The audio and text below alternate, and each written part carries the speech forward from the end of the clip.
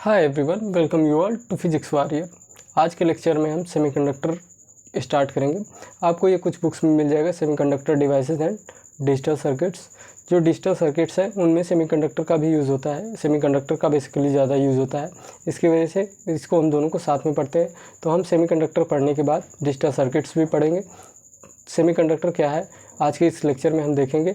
So ready with your pen and paper, और साथ साथ आप नोट्स भी बनाते चलिए। जैसा कि हम जानते हैं कि सेमीकंडक्टर ऐसे मटेरियल होते हैं जिनकी कंडक्टिविटी होती है कंडक्टर्स और इंसुलेटर के बीच में।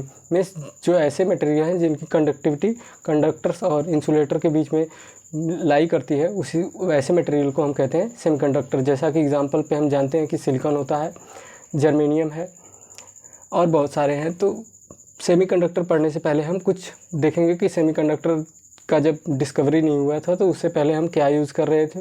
तो सबसे पहले हम देखेंगे कि इलेक्ट्रॉनिक डिवाइसेस क्या होते हैं या इलेक्ट्रॉनिक डिवाइसेस क्या होती हैं, और जो हम पढ़ते हैं इलेक्ट्रॉनिक्स की चीज़ें तो फिजिक्स के किस ब्रांच में आती हैं। तो सबसे पहले हम देखेंगे any devices whose action is based on the control flow of electron through it is called an electronic device. ऐसी कोई भी डिवाइस होगी जो कि जिसमें हम कंट्रोल फ्लो ऑफ इलेक्ट्रॉन मतलब प्राप्त कर सकते हैं, या जिसका एक्शन बेस्ड हो कंट्रोल फ्लो ऑफ इलेक्ट्रॉन में, मीन्स जो जिसके अंदर हम इलेक्ट्रॉन का फ्लो है उसे कंट्रोल कर सकें, वैसी डिवाइसेस को हम कहते हैं electronic devices. The branch of physics that deal with the study of these electronic devices is called electronics. आप जब हायर स्टडीज़ में जाएंगे, जब आप प्रैक्टिकल्स करने लगेंगे तो आपको एक इलेक्ट्रॉनिक्स ब्रांच मिलेगी। तो मीन्स जब हम जो इलेक्ट्रॉनिक डिवाइसेस की जब स्टडी करते हैं तो जो फिजिक्स की ब्रांच है उसे हम इलेक्ट्रॉनिक कहते हैं। तो means the branch of physics that deal with the study of this electronic devices is called electronics. Branch जिस ब्रांच में हम स्टडी करते हैं इलेक्ट्रॉनिक डिवाइसेस को, उसको हम कहते हैं, उस फिजिक्स की ब्रांच को हम कहते हैं electronics. Electronic devices are the basic building blocks of all the electronic circuits. जो इलेक्ट्रॉनिक डिवाइसेस है वो बिल्डिंग ब्लॉक है किसी भी इलेक्ट्रॉनिक सर्किट का। जैसे कि आप कोई भी घर बनाते हैं तो आप क्या करते हैं, जो ब्रिक होता है मीन्स ईंट होती है, वो क्या होती है, किसी भी घर की बिल्डिंग ब्लॉक होती है। तो उसी तरह जब भी कोई भी हम इलेक्ट्रॉनिक सर्किट्स बनाते हैं तो उसमें जो ये इलेक्ट्रॉनिक डिवाइसेस होती हैं वो क्या होती हैं, बिल्डिंग ब्लॉक होती हैं उसकी। Electronic devices are of two basic types, vacuum tubes and second one is solid state electronic devices. तो ये दो प्रकार हैं जो इलेक्ट्रॉनिक डिवाइसेस के हैं, vacuum tubes and solid state electronic devices. तो हम देखेंगे जो वैक्यूम ट्यूब है, सेमीकंडक्टर आने से पहले वैक्यूम ट्यूब का हम यूज करते थे। वैक्यूम ट्यूब में क्या होता था कि बेसिकली एनोड और कैथोड लगा होता था, जिससे हम कंट्रोल फ्लो ऑफ इलेक्ट्रॉन लेते थे। लेकिन इसका बहुत सारा डिसएडवांटेज था। पहला डिसएडवांटेज था कि बहुत ज़्यादा ये पावर कंजप्शन करता था, और इसकी जो लाइफ टाइम थी वो बहुत कम थी, और ये साइज़ में बहुत बड़ा होता था। जो जब सेमीकंडक्टर का डिस्कवर हुआ तो क्या हुआ, जो हम आज के इलेक्ट्रॉनिक डिवाइसेस देखते हैं इनकी साइज़ क्या होगी, छोटी होगी। नहीं तो ये जब जब ये शुरू में जब डिस्कवर नहीं हुआ था सेमीकंडक्टर का, तो इनके जो हमारे इलेक्ट्रॉनिक डिवाइसेस थी उनकी ज़्यादा बड़े बड़े साइजेस होते हैं। जैसे आप कंप्यूटर का ले सकते हैं एग्जांपल। जब कंप्यूटर में जब तक वैक्यूम ट्यूब का यूज़ होता था तो वहाँ पे कंप्यूटर बहुत बड़े बड़े एक एक रूम के साइज़ के होते थे। लेकिन अब क्या हो गया, कंप्यूटर बहुत छोटे छोटे हो गए हैं। मोबाइल जो हम यूज़ कर रहे हैं इसमें भी सेमीकंडक्टर का यूज़ है। तो हम पहले देखेंगे कि वैक्यूम ट्यूब कैसा था और क्या यूज़ था इसका, इसके क्या डिसएडवांटेज थे, फिर सेमीकंडक्टर आया तो क्या हुआ।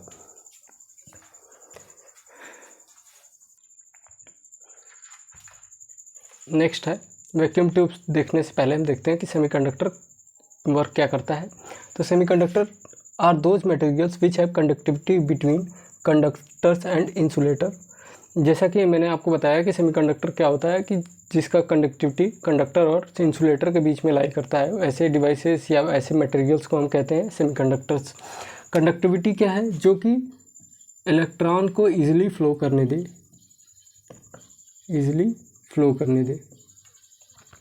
तो कंडक्टिविटी वही होती है कि जब अगर सेमीकंडक्टर क्या है, जो कंडक्टर है आपको पता है कि वो इलेक्ट्रॉन को एकदम इजीली फ्लो करने देता है।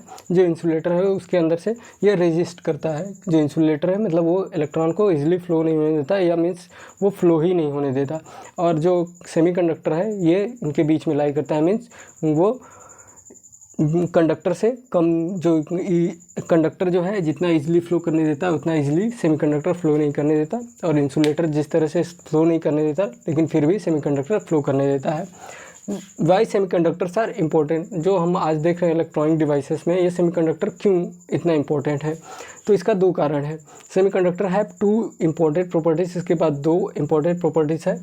Can control the number of charge carriers. आपको पता है कि जो किसी भी इलेक्ट्रॉनिक डिवाइसेस या जो मटेरियल है, इनके अंदर जो चार्ज कैरियर्स होते हैं या तो वो इलेक्ट्रॉन्स होते हैं या होल्स होते हैं। इलेक्ट्रॉन्स जो कि होता है जिसके ऊपर नेगेटिव चार्ज प्रेजेंट होता है, और होल्स जो होते हैं ये पॉजिटिव चार्ज होते हैं। तो जो ये क्या करते हैं, ये जो सेमीकंडक्टर है ये क्या करता है, कंट्रोल करता है जो नंबर ऑफ चार्ज कैरियर्स है। मीन्स इसमें हम ज़्यादा चार्ज कैरियर्स भी जनरेट कर सकते हैं और कम भी कर सकते हैं। And can give unidirectional current, और ये क्या होता है, सिर्फ यूनी डायरेक्शनल करंट ही देता है। मीन्स अगर ये इलेक्ट्रॉन सिर्फ इस डायरेक्शन में फ्लो कर रहा है तो ये इसी डायरेक्शन में फ्लो करेगा। मीन्स कि ये जो है एक ही डायरेक्शन में एक करंट फ्लो करता है। इसकी वजह से ये इतना इम्पोर्टेंट है। ये तो पहला है कि ये हमारे पास जो नंबर ऑफ़ चार्ज कैरियर्स है हम इसे कंट्रोल कर सकते हैं, और जो सेकेंड वन है कि जो इस पर ये जो करंट है ये यूनी डायरेक्शनल होगी, मीन्स एक डायरेक्शनल में मूव करेगी।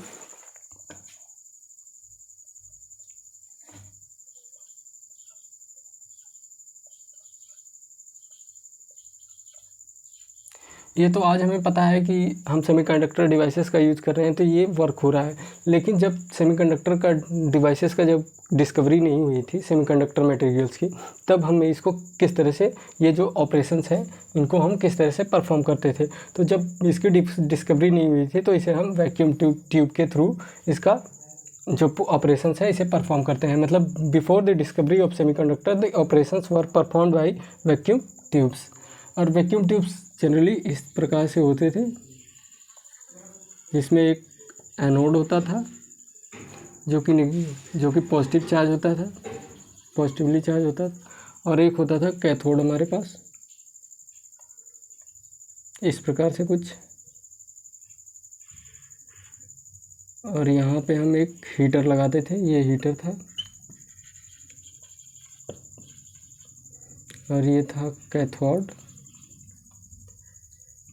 और ये था नेगेटिव चार्ज, ये नेगेटिव था इस साइड, और यहाँ से क्या था, इलेक्ट्रॉन फ्लो करते थे इस तरह से। और ये जो होता था इसे हम वैक्यूम रखते थे, इसको वैक्यूम करते थे, वैक्यूम क्रिएट करते थे हम। तो जो वैक्यूम ट्यूब्स कुछ इस प्रकार का होता था, जिसमें एक हीटर लगा होता था, एक कैथोड लगा होता था, मतलब ऐसा मटेरियल था जो इलेक्ट्रॉन रिच होता था, और जो एक एनोड होता था जो पॉजिटिव चार्ज होता है। आपको पता है कि कोई भी मटेरियल है जो उसकी आउटर मोस्ट सेल में जो इलेक्ट्रॉन है, जैसे कंडक्टर है या सेमीकंडक्टर है, तो ये जो आउटर मोस्ट इलेक्ट्रॉन होते हैं इनको जो हम सफिशिएंट एनर्जी दे दें तो ये क्या करेंगे, अपनी सेल को छोड़ के एक्साइट हो जाएंगे, मीन्स इसके लीव कर देंगे और ये एक्साइट हो जाएंगे।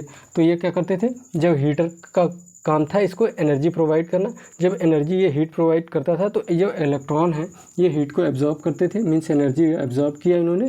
जब इनके पास एनर्जी ज़्यादा हो जाती थी कि ये इस सेल को क्या कर सके, लीव कर सकते, तो ये लीव करके बाहर आ जाते थे। तो इस तरह से यहाँ पे इलेक्ट्रॉन के थ्रू जो होता था वो करंट फ्लो करता था। तो वैक्यूम ट्यूब कुछ इस प्रकार का होता था। देखते हैं कि तो इसमें जो नंबर ऑफ़ इलेक्ट्रॉन, जो वैक्यूम ट्यूब है, जो पहला हमने पढ़ा है इलेक्ट्रॉनिक डिवाइसेस में दो पार्ट होते हैं, एक vacuum tubes and second one is solid state electronic devices. तो जो वैक्यूम ट्यूब है,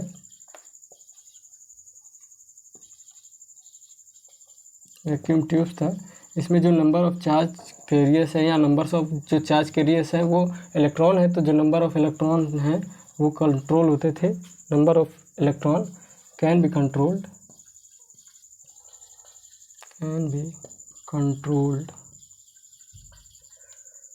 बाई, इसको हम कंट्रोल करते थे। पहला था वेरिंग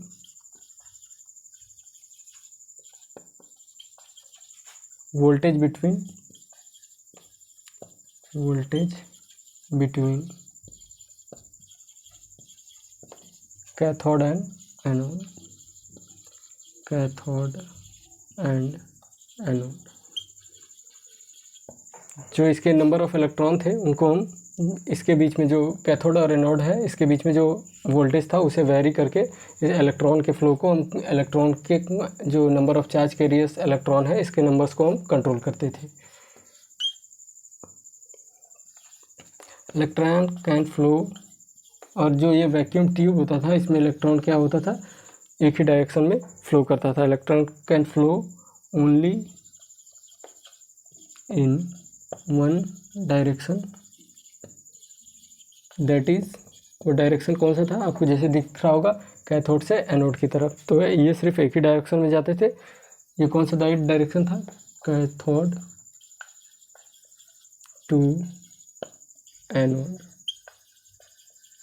ये क्या था, जो कैथोड टू एनोड जो जाते थे, जो हमने ये वैक्यूम क्रिएट किया था, कि इसी को हम कभी कभी वैक्यूम वॉल भी कहते हैं। मीन्स ये जो इलेक्ट्रॉन फ्लो कर रहा था इस थ्रू इसके बीच में, वैक्यूम के थ्रू में बीच में, तो इसी को हम वैक्यूम, जिससे ये इलेक्ट्रॉन यहाँ से फ्लो करके इस साइड एनोड की तरफ जा रहा था, तो इसी को हम वैक्यूम वॉल्व्स भी कहते हैं। तो जो कैथोड टू एनोड जो हमने वैक्यूम क्रिएट किया था उसे वैक्यूम वॉल्व्स भी कहते हैं, जहाँ से इलेक्ट्रॉन फ्लो कर रहा था। तो यहाँ पॉज करके आप नोट डाउन कर लीजिए। इसके नीचे नहीं आ रहा तो इसके ऊपर हम देखेंगे।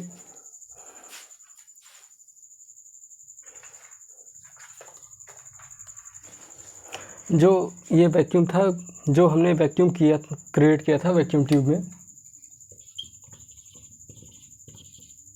वैक्यूम ट्यूब में ये इसलिए क्रिएट किया जाता था ताकि जो इलेक्ट्रॉन है वो एयर मॉलिक्यूल से, अगर हम वैक्यूम नहीं क्रिएट करते तो क्या होता, ये इसके अंदर कुछ एयर भरा होता तो जो इलेक्ट्रॉन है वो एयर मॉलिक्यूल से भी टकराते, मीन्स कोलाइड करते। जब कोलाइड करते तो उनकी जो एनर्जी होती वो क्या होता, लॉस होने की वजह से क्या होता है, वो इतने अच्छे से वर्क नहीं कर पाते। मतलब यहाँ पे जो इलेक्ट्रॉन को यहाँ एनोड तक जाना चाहिए था वो सही से नहीं जा पाते, और यहाँ पे ये हमेशा अपना एनर्जी लॉस कर देते। इसीलिए हमने क्या किया था, यहाँ पे वैक्यूम क्रिएट किया था। इसीलिए उस टाइम यहाँ पे वैक्यूम क्रिएट किया जाता था।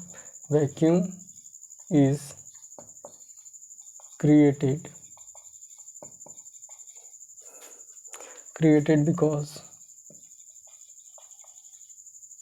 because electron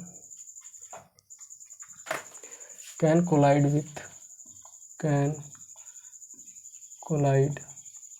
with air molecules and loses its energy।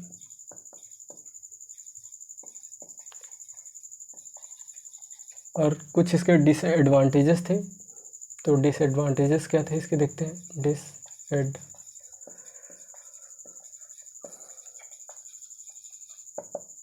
पहला है, आपको पता है कि जो वैक्यूम ट्यूब होते थे ये बहुत बड़े बड़े होते थे, मीन्स बल्कि in size.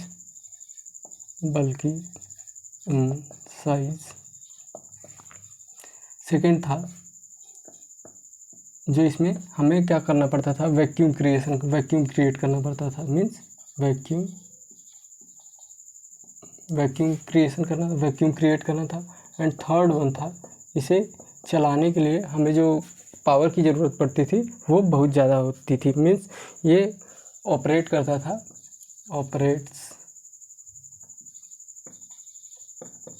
At high pressure.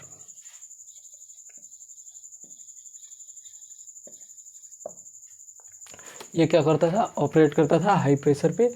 और इसके बाद जो हमने अभी देखा कि हम क्या करते थे, कैथोड और एनोड के बीच में हम वेरी करते थे वोल्टेज। तो ये जो वोल्टेज भी होता था ये भी बहुत ज़्यादा हाई होता था, इसे हाई वोल्टेज की ज़रूरत होती थी, हाई वोल्टेज। और ये वोल्टेज क्या, जो हाई वोल्टेज मीनिंग इसका 100 वोल्टेज के आसपास इसको ज़रूरत होती थी इसे ऑपरेट करने के लिए। और जो था इसका जो लाइफ थी ये बहुत ही छोटी थी। जो फिफ्थ है ये है लो लाइफ, और जो सिक्स्थ है इसमें लेस रिलायबिलिटी।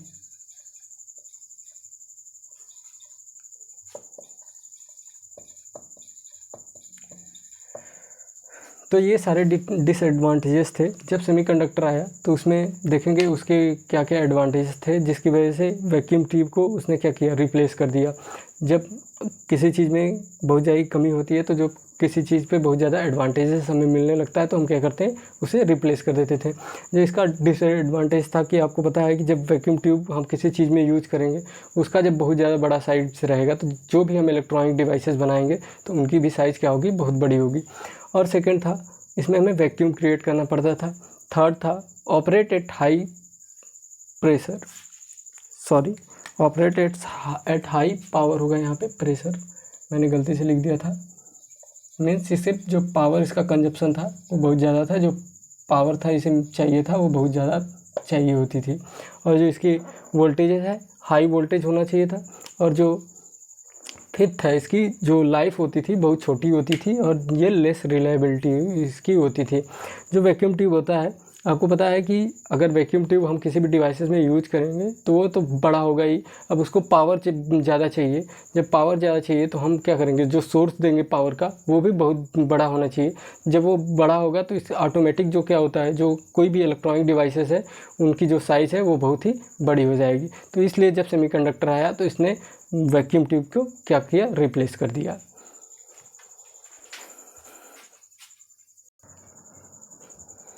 हमने जो देखा ऑपरेट एट हाई पावर, ये पावर इतनी से क्यों चाहिए थी? जो आपको पता है कि वैक्यूम ट्यूब में जो हीटर लगा है तो हीटर को जो ऑपरेट करने के लिए हमें क्या चाहिए, पावर चाहिए। जब जितनी हम पावर दे पाएंगे हीटर को, जो जितना हीट कर पाएगा तभी तो इलेक्ट्रॉन को क्या करेगा, ईजिली वो जो आउटर मोस्ट सेल से है वो इजेक्ट कर पाएगा। तो यहाँ तक आप एक पॉज करके नोट डाउन कर लीजिए। इसके बाद हम देखते हैं कि सेमीकंडक्टर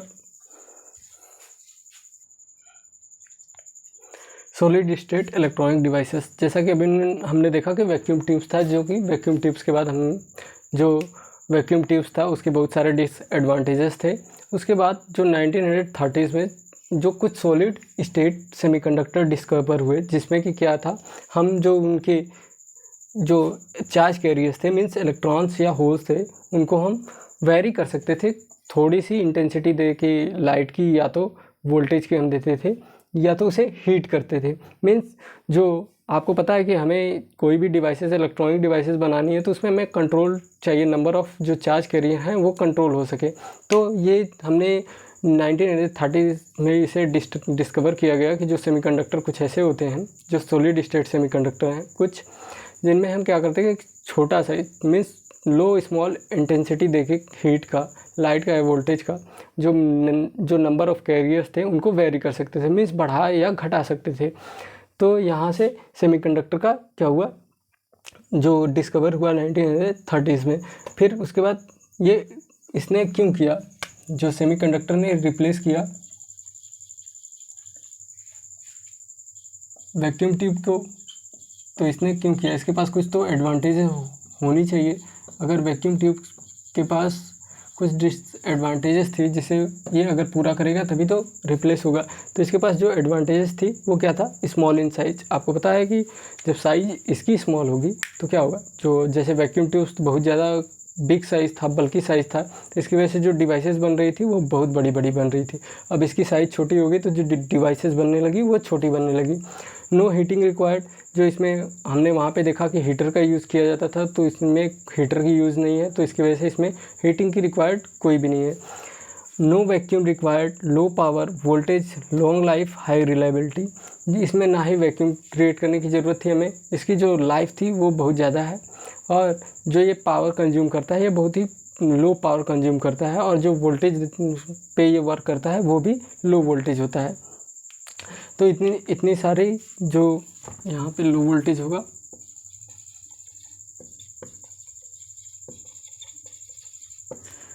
तो ये सारी जो एडवांटेजेस थी, इसने क्या किया, इलेक्ट्रॉनिक डिवाइसेस की जो साइज़ थी, जो पावर कंजम्पशन था, जो वोल्टेज की डिमांड थी, उन सभी चीज़ों को क्या किया, इसने मिनिमाइज़ किया, मीन्स तो क्या हुआ, जो इलेक्ट्रॉनिक डिवाइसेस बल्कि इन नेचर थे वो अब क्या बनने लगे, छोटे छोटे बनने लगे, और आज हम उनको क्या कर सकते हैं, कैरी कर सकते हैं। तो उस समय कैरी, यहाँ से वहाँ कैरी करना पॉसिबल नहीं था, मतलब पॉसिबल था, बहुत ही डिफ़िकल्ट था, लेकिन अब हम ईज़िली कैरी कर सकते हैं।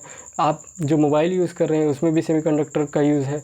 आप देख रहे हैं कि मोबाइल कितना छोटा है। आप जो लैपटॉप यूज़ कर रहे हैं उसमें भी सेमीकंडक्टर्स के यूज़ हैं। लेकिन जब पहली बार कंप्यूटर बना था, जब उसमें वैक्यूम ट्यूब का यूज़ हुआ था, तो वो आपको पता है कितने बड़े बड़े साइज़ के होते थे। तो इसे आप नोट डाउन कर लीजिए पॉज करके। इसके बाद मिलते हैं नेक्स्ट लेक्चर में, वहाँ पे पढ़ेंगे हम इंट्रिंसिक एंड एक्सट्रिंसिक सेमीकंडक्टर, और ये जो इलेक्ट्रॉन और होल्स कैसे जनरेट होते हैं इंटेंसिटी के द्वारा, थोड़ी सी भी इंटेंसिटी देने के बाद। ये सारे हम नेक्स्ट लेक्चर में देखेंगे, आने वाले लेक्चर में। तब तक पढ़ते रहिए। All the very best. हाँ, और एक बात, जब आप हायर स्टडीज़ में जाएंगे, जब आप फिज़िक्स पढ़ेंगे हायर स्टडीज़ में, तो सेमीकंडक्टर्स, ये जो बेसिक सारी चीज़ें हैं, इनका बहुत ही ज़्यादा यूज़ होता है। तो इसे ध्यान से पढ़िएगा। मिलते हैं नेक्स्ट लेक्चर में। Till then, bye bye.